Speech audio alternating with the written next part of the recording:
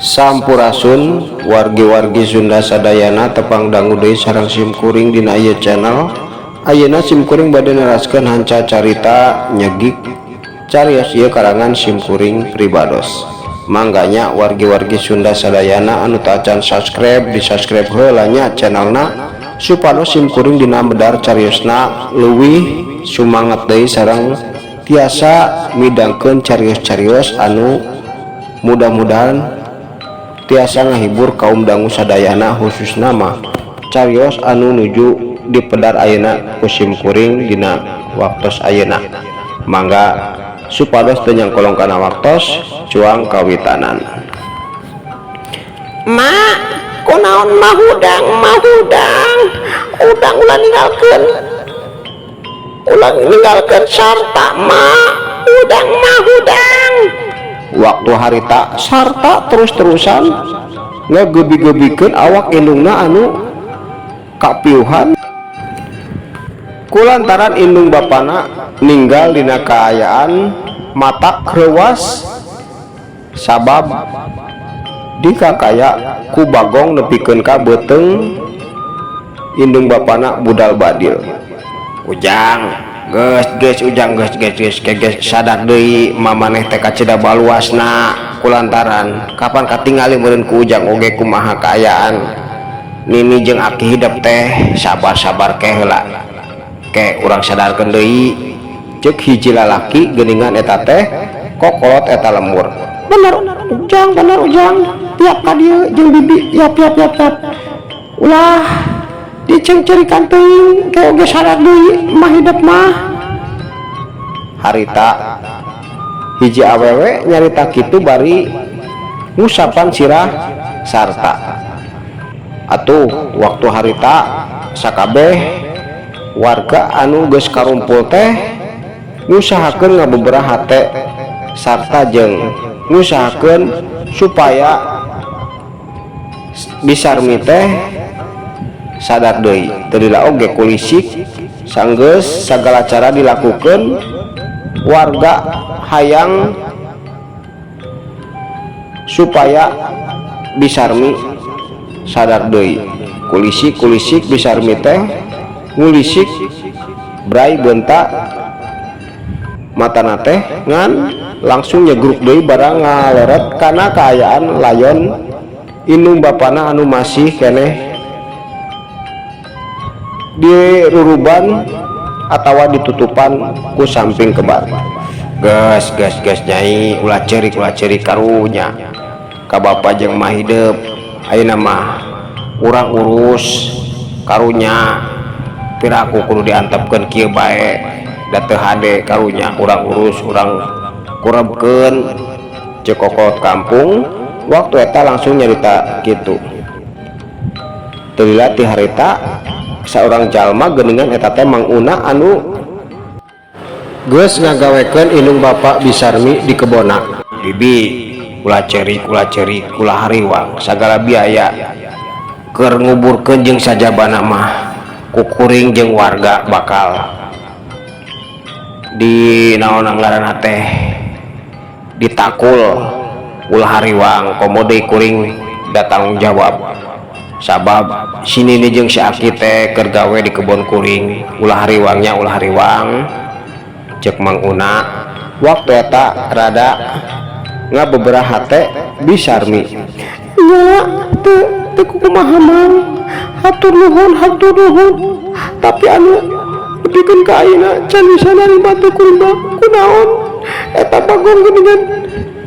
binasa ini bapak kuring jadi kemana Bagongna nah bisa diteangan ditewang kuring hayang ningali kaos kumaha Bagongna meuni galak-galak teuing cek Bisarmi waktu eta langsung nyarita kitu ngajawab kana caritaan Mang Una jeung kokolot kampung katut carita-carita warga lainna anu terus-terusan ngusahakeun ngabeberaha hatena lain teh diteangan nya lain teh diteangan kuring sakabeh teh tadi asruk bohong ngaranna teh naon eta teh galaksak naon aduh Gusti dari keur paciweuh keur tilu kabijung kieu teh sagala oge meuli poho asruk-asrukan kitu tah kuring teh asruk-asrukan jeung batur hayang neangan eta Bagong tapi eueuh bener Sarmi gitu kayana teh Bagong teh teuing ka mana ngarelasna nya kitu nya cek sakabeh warga narembalannya ralengkeung ngagedean hate Sarmi jeung ngabejakeun kumaha kaayaan maranehna anu geus ngusahakeun neangan eta Bagong jeung deui nyararitana teh loba anu teu pararuguh kulantaran pinuh ku kabingung jeung karunya ningali kaayaan Bisarmi jeung anakna anu kacida kalaleban kulantaran ditinggalkeun ku indung bapak Bisarmi atawa nini jeung akina sarta dina kaayaan kawas kitu matak baluas ningalina ayeuna mah geus Sarmi sarta geus ceurik jeung sedih mah wajar ngan ulah kamalinaan sabab karunya Aki jeung nini teh karunya ayeuna mah yap cuang pulasara sabihara-biharina kumaha kaayaan mulasara ieu jasad piraku rek diantepkeun bae ulah hariwang masalah biaya sagala rupa nama ku urang sakabeh jang patungan ulah ulang sieun ceuk kokolot eta kampung waktu eta ngagedean deui hate Bisarmi atuh harita teh Bisarmi ngan saukur unggek tanda nyaluyuan geus kitu mah sakabeh warga teh babarengan tuluy ngurus dua layon indung bapak Sarmi dimandian jeung disolatkeun sanggeus eta dua mayit teh dibungkus kulawon bodas sanggeus beres sagala rupana jeung liang kubur oge geus jadi geryang eta mayit teh digorotong dibawa ke astana warga eueuh anu teu sedih sabab dina waktu harita kudu nganterkeun layon indung bapak Bisarmi dina kaayaan maot anu teu wajar jeung deui sakabeh jalma teh dina jero hatena pinuh ku kabingung kulantaran saumur hirup maranehna di lembur eta teh tar aya Bagong tapi geuningan dina waktu ayeuna sakali aya Bagong langsung nyokot korban indung bapak Sarmi jeung deui anehna teh Bagong teh teu puguh ti mana datang jeung leungitna ka mana eta anu terus-terusan jadi bahan pamikiran sakabeh warga sanggeus nepi ka makam gede anu aya di eta lembur dua layon teh terus dikubur ku sakabeh warga nepikeun ka beresna sanggeus rengseng nguburkeun dua layon teh sakabeh warga baralik deui ka lembur teu tinggal Bisarmi jeung anakna oge sarua sanajan hate maranehna pinuh kus kasedih jeung bingung kudu kumaha lampah maranehna kahareupna komo deui nepikeun ka waktu harita teu apal kumaha kaayaan Mang Komod nah geus meunang pagawean atawa acan dina waktu ayeuna urang caturkeun Mang Komod jeung Mang Kodir anu terus lempang buru ka lembur rek neangan toko emas kulantaran Mang Komod teh rek ngajual emas anu dibere ku Raja Bantar Gede. Maranehna teh waktu harita keur lalempang di palemburan bari tunya-tanya ka sakabeh warga nanyakeun di mana tukang emas atawa toko emas. Atuh Mang rek ngajual emas mah ulah di dieu moal aya di dieu mah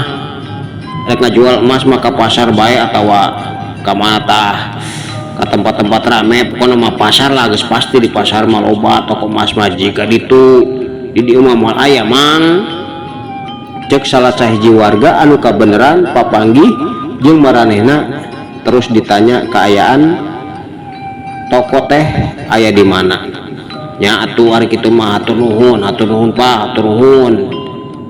ayeuna mah atuh kuring ge bakal lempang ka ditu bae ka pasar meureun mih puguh ari puguh aya mah di pasar nyajang aya pasti loba di pasar mah rek ngajual emas sabaraha lobana oge moal hari Bang ari di lembur mah meureun mun aya nu meuli oge pasti murah sabab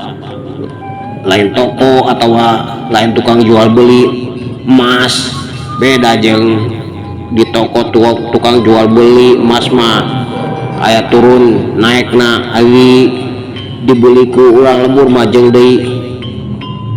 rarese duit di mana keur meuli emas boro-boro jeung meuli emas jeung dahar sapopoena oge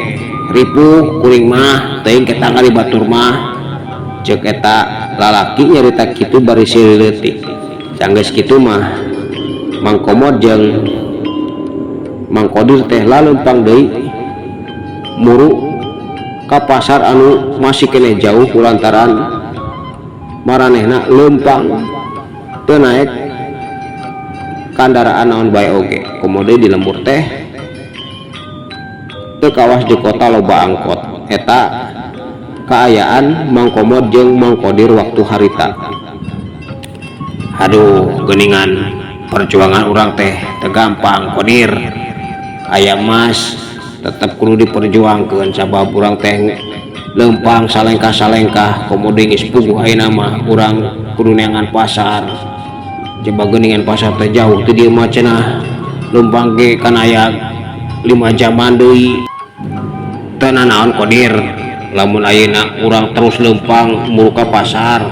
sabab aing mah moal waka balik ka lembur lamun ieu emas jadi duit jeung deui balik teh kudu naik angkot atawa ojek engke mah ka lembur charter wae geus puguh boga duit mah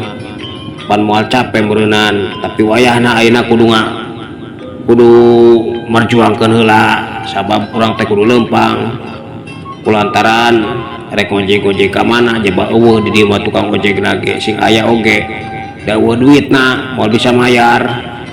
cek Mang Komod waktu harita bari lempang teh nyarita panjang lebar ngajelaskeun sagala rupana ka Mang Kodir anu unggut-unggutan nya teu naon Mang teu naon tenang bae tenang pokona mah rek kitu rek ieu oge kuring oge ngadukung sabab lamun ayeuna ngadon balik kapan geus dibejakeun meureunan ke teh anak pamajikan kuring ge nanya mana Pak hasil teh cenah rek usaha geuningan balik teh teu maon naon usaha atawa rek ulin pan meureun kitu anu ditanyakeun ku anak pamajikan kuring teh kapan bingung kuring kudu ngajawab naon Mang ceuk Mang Kodir waktu eta langsung nyarita kitu atuh Mang Komod teh nyerengeh ka Cidabungahna nya hari kitu mah seuk jadi urang teh teu kapalang dina barjuang pokona mah tenang bae engke geus hasil mah maneh bakal mucekil jeung deui engke kahareupna maneh teh bakal gawe jeung aing maneh teh bakal dipercaya ku aing supaya nalingakeun ngajaga atawa ngurus naon bae oge tangtuna buruhna oge panggedena maneh teh Qadir cek Mang Komod. Waktu eta nyarita kitu deui nya atuh nya siap Mang siap pokona mah tenang Mang tenang kukuring didoakeun sing bener-bener beunghar emas anu rek dijual teh sing menang duit gede kapan bisa jadi modal bener Mang cek Mang Qadir. Nembalan deui kitu atuh geus kitu mah maranehna teh tonggoy terus laleumpang rek muru ka pasar anu masih keneh jauh kulantaran geus meunang carita ti warga lembur anu kumaranehna kasaba waktu harita nepikeun ka pasar teh lamun leumpang mah ngabeakeun waktu 5 jam. Tapi geningan sanajan sakumaha jauhna oge ari ditikreuh mah salengkah-salengkah akhirna mah Mang Komod jeung Mang Qadir teh nepi oge ka hiji pasar anu lumayan kedena jeung teu salah di eta pasar teh loba toko emas. Atuh Mang Komod jeung Mang Qadir teh kacida bungahna manehna teh mapai hiji-hiji toko emas hayang nyaho harga emas dina waktu harita sabaraha sageus manggih hiji toko anu wani mayar emas lumayan mahal ku Mang Komod teh langsung dijual jeung deui matak bunga kacida jeung dina mimitina kulantaran kakaraeun nyekel duit kacida lobana sabab sanajan sapopoena nempo ngan ukur perakan atau ribuan tapi waktu harita mah duit puluhan juta nepikeun ka ngaratus kulantaran bener-bener emas anu sagede indung leungeun teh emas murni hargana kacida mahalna. Atuh bener-bener dina waktu eta ngadadak Mang Komod teh jadi jalma loba duit sanggeus sagalana beres duit dina kantong kacida madedna pinuh Mang Komod jeung Mang Qadir teh keluar ti eta pasar. Tah kapan urang teh menang milik tapi samemeh balik jang dahar heula sasubeuna kece cenah maneh rek mekel atawa rek ngabungkus jeung anak pamajikan maneh sok teu nanaon pokona mah urang dahar heula sasubeuna meuli baju meuli kadaharan meuli sagala rupa sok maneh oge bebas pokona mangke kukuring dibayar mumpung keur aya rezeki cek Mang Komod. Waktu harita langsung nyarita kitu matak bunga keur Mang Qadir bari lempang keluar ti eta pasar teu lila oge maneh maranehna teh nepi ka hiji warung sangu geuwat atuh arasup ka eta warung mesen sagala rupa kulantaran kacida laparna. Sanggeus beres bener harita Mang Komod jeung Mang Qadir teh menta dibungkuskeun sangu jeung lauk sagala rupana keur oleh-oleh anak pamajikanna. Sanggeus beres dahar jeung ngabungkus sangu jeung deungeuna Mang Komod jeung Mang Qadir teh ngahajaneangan toko baju toko dahareun sagala rupana dibeli bener-bener waktu eta ngabeakeun duit kacida lobana ngahaja hayang ngabungahkeun anak pamajikan maranehna khususna mah Mang Komod anu boga duitna. Sanggeus beres langsung bae Mang Komod teh nyarter hiji mobil kolbak keur nganterkeun manehna balik jeung mawa barang-barang bawaan manehna jeung boga Mang Qadir. Sapanjang jalan teh waktu harita Mang Komod nyarita deui bakal nyieun ternak lauk jeung hayang boga ternak hayam kebon jeung sawah. Ngomongna teh tetep bae menta Mang Qadir anu ngurus sagala rupana engkena. Atuh tenang